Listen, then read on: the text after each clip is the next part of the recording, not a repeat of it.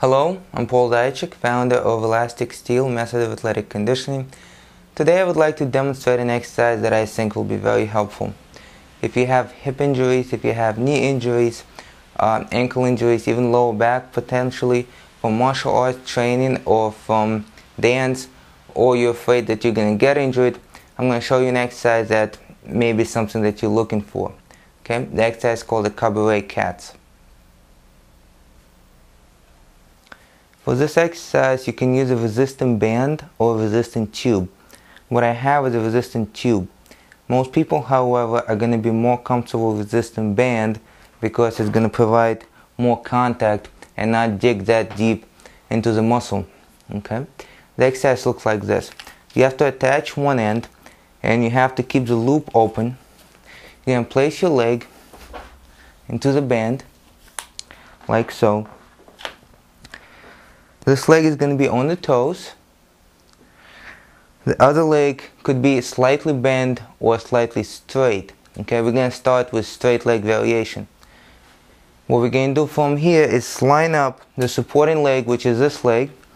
The foot is exactly perpendicular to the line of the resistant band at the start of the exercise. Okay, we're going to rotate out and rotate back in. Rotate out and rotate in. I prefer for this to be above the knee.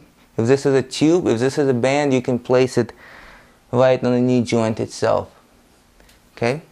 So on an exhale, we rotate in. On an inhale, out. Okay? In and out. Now, the opposite movement of that would be to place the supporting foot directly in line with the band, still staying on the toes, placing the toes back by the heel,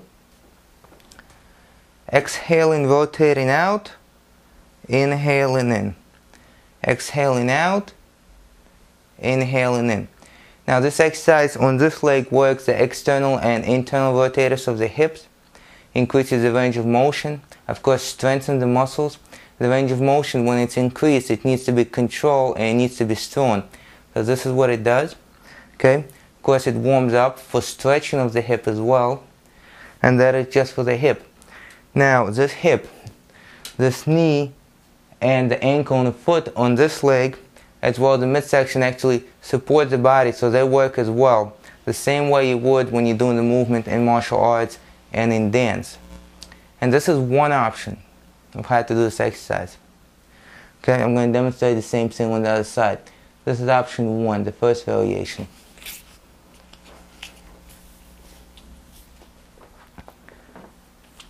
Okay, so internal rotation.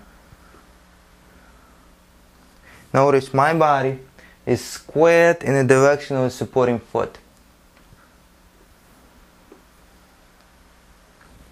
Okay.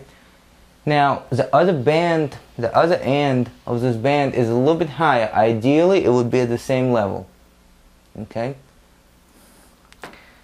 The opposite movement, supporting foot is in line, moving the toes by the heel, exhale and out, inhale and back. Now, this foot has to dig into the floor to hold, so you work in the foot muscles, okay, the muscles under the foot as well as the ankle muscles. Okay, you also work in the hip on this leg, not just on this leg. So we have the rotation in this case, as we're rotating, although it's partially horizontal extension of the hip, partially. In reality, what we're doing is we're actually rotating the hip out. Okay.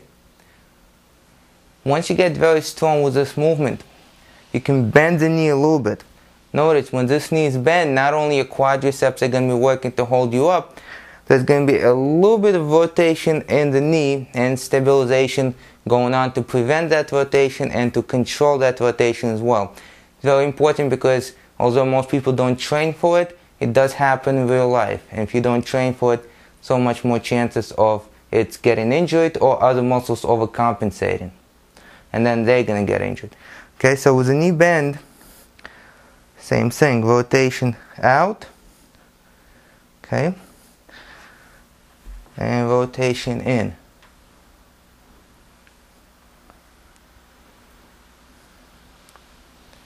And this is the first variation of this exercise. The movement is from this hip.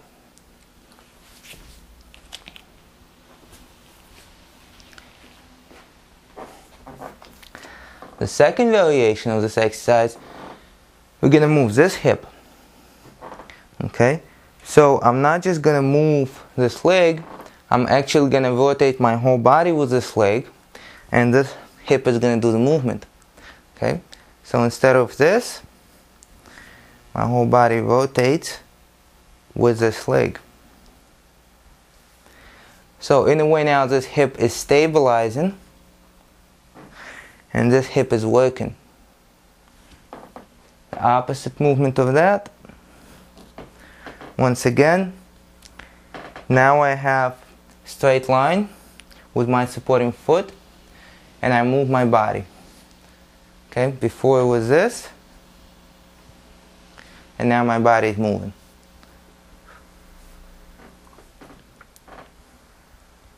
Okay, and you're going to feel this in several places in your body. Now I recommend you get good with the first variation with a knee straight and a knee bend, and with the second variation you get really good with the leg straight before you bend that knee and attempt to rotate with this knee bend. Okay, because this knee needs to be pretty strong, all the muscles around it, the quadriceps, the hamstrings, the calves need to be pretty strong to stabilize it and prevent injury even while in training. Okay? I'm going to do the same thing on the other side. This is the second variation. I'm rotating my body with this leg. The movement is from the supporting hip. Okay? Now if you can keep it on the ball of the foot and slide, it's fine. Most people need to be on the big toe of this leg. Okay?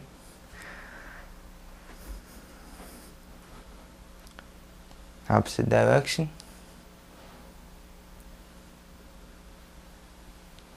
Once again, start with the knee straight.